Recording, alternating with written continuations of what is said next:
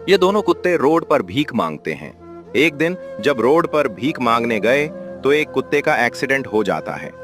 दूसरा कुत्ता बहुत रोता है, लेकिन कोई उनकी मदद नहीं करते। सब लोग उन्हें देखकर बहुत जोर से हंसते हैं और वो कुत्ता रोता रहता है। फिर एम्बुलेंस आती है, उस कुत्ते को उठाकर हॉस्पिटल ले जाया जाता है और डॉक्टर उसका इलाज करते हैं। फिर डॉक्टर बाहर आकर दूसरे कुत्ते से हाथ मिलाकर बोलता है, अब आपकी दोस्त ठीक है। और दोनों कुत्ते खुशी खुशी हॉस्पिटल से चले जाते हैं। अब अपने लाइक सब्सक्राइब नहीं किया।